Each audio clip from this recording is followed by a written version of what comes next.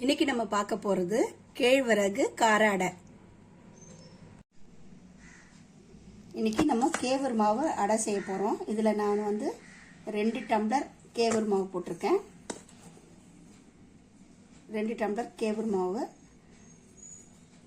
இந்த கேழ்வரகு மாவு ரொம்ப நல்லது, இரும்பு சக்தி இருக்கு இதுல முருங்கைக்கீரை போட்டுக்கலாம். முருங்கைக்கீரையிலையும் உங்களுக்கு அயன் சக்தி இருக்கு, நல்லா இரும்பு சக்தி இருக்கு. முருங்கைக்கீரை ஒரு 2 காஞ்ச மிளகாய் கிள்ளி வச்சிருக்கேன், அது போட்டுக்கலாம். ஒரு கைப்பிடி வெங்காயம் போட்டுக்கலாம். உங்களுக்கு வெங்காயம் எவ்வளோ வேணுமோ அதுக்கேற்ற மாதிரி டேஸ்ட்டுக்கு போட்டுடுங்க. தேங்காய் பல்லு பல்லாக சீவி வச்சுருக்கேன். இப்படி இது நம்ம ஒரு கைப்பிடி போட்டுக்கலாம். உங்களுக்கு எவ்வளோ வேணுமோ அதுக்கேற்ற மாதிரி போட்டுக்குங்க. நான் 2 கைப்பிடி தேங்காய் போட்டிருக்கேன். இப்போது இது கேழ்வரகு மாவு கார அடை தான். இது டேஸ்ட்டுக்காக கொஞ்சம் போல் வெல்லம் உங்களுக்கு எவ்வளோ வேணுமோ அதுக்கேற்ற மாதிரி சேர்த்துங்க. பிடிச்சா சேர்த்துங்க, இல்லைன்னா வேணும்னா அவாய்ட் பண்ணிவிடுங்க. நான் வெல்லம் சேர்ப்பேன் எப்பவுமே. இப்போ நம்ம இதை தண்ணி ஊற்றி நம்ம பிசைஞ்சிக்கலாம். இப்போது நம்ம தண்ணி ஊற்றி இந்த மாவை நம்ம பிசைஞ்சிக்கலாம். நம்ம சப்பாத்திக்கு பிசைவோம் இல்லையா, அந்த மாதிரி பிசைஞ்சிக்கலாம். வெல்லம் கட்டி கட்டியாக இருந்தால் அங்கங்கே நல்லாயிருக்கும். இது நம்ம இப்போ மிளகாத்தூள் அந்த மாதிரிலாம் சேர்த்தோம்னா காரமாக இருக்கும், சின்ன பிள்ளைங்க சாப்பிட முடியாது. இந்த காஞ்ச மிளகான்னா பிள்ளைங்க பார்த்த உடனே எடுத்துருவாங்க அதுலேருந்து. இப்போ நம்ம தண்ணி தெளித்து பிசைஞ்சிக்கலாம்.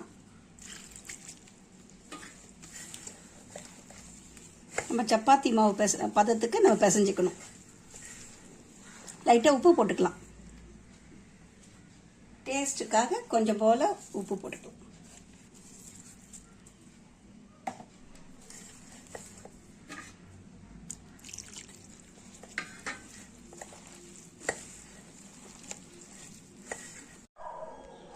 இப்போ பிசைஞ்சாச்சு. நம்ம ஒரு உருண்டை மாதிரி எடுத்துக்கலாம். எடுத்துட்டு தோசைகளில் ஸ்ட்ரெயிட்டாகவே நம்ம தண்ணி கையில் நினச்சிக்கின்னு பாருங்கள், இப்படி தட்டணும். இது அடை கொஞ்சம் நம்ம மெல்லிசாவும் தட்டலாம், தடியாக வேணும்னாலும் தடியாக தட்டலாம். அங்கங்கே கொஞ்சம் நமக்கு வெல்லம் கிடைக்கும். அந்த முருங்கைக்கீரை ரொம்ப நல்லது ஃப்ரெண்ட்ஸ். நீங்கள் இது மாதிரி ட்ரை பண்ணி பாருங்கள். இது கார அடை தான். அந்த மாவுக்கு ஏற்ற மாதிரி நீங்கள் உப்பு சேர்த்துங்க. பாருங்கள், இப்போ நம்ம தட்டியாச்சு. சுற்றிலும் எண்ணெய் விட்டுக்கலாம். கையில் எண்ணெய் தொட்டுட்டு தட்டுங்க, டைரெக்டாக தட்டுறீங்கன்னா.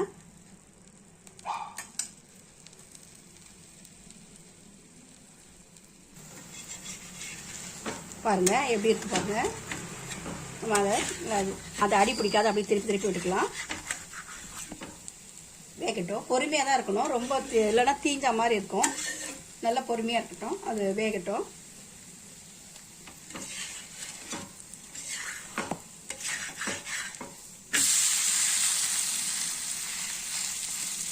இப்படி நல்லா ப்ரெஸ் பண்ணி விடுங்க, நல்லா வேகட்டும்.